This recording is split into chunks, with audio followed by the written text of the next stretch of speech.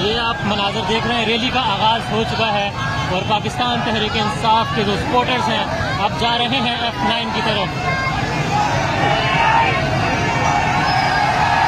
ये मुझे लगता है इस्लामाबाद की तारीख की सबसे बड़ी रैली होगी। जो मनाजिर आप देख रहे हैं और हमारे पीछे भी बिल्कुल ऐसे ही मनाजिर हैं। रैली स्टार्ट हो चुकी है जो कि F9 जाएगी और इजहार यकजहती करेगी पाकिस्तान तहरीक इंसाफ के चेयरमैन इमरान खान से।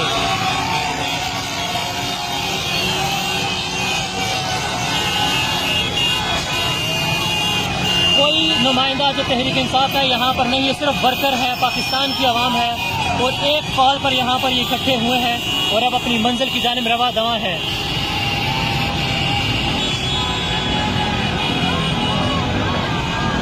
इम्पोर्टेड हुकूमत नामंजूर कंटेनर पर लिखा हुआ है। मनाजिर आप देख रहे हैं, झंडे हैं पाकिस्तान तहरीक इंसाफ के और रैली का आगाज़ हो चुका है जिसकी मंजिल F9 है और अल्टीमेट मंजिल आज़ाद और खुद मुख्तार पाकिस्तान है। तेरी इस्मत को कौन बचाएगा पाकिस्तान?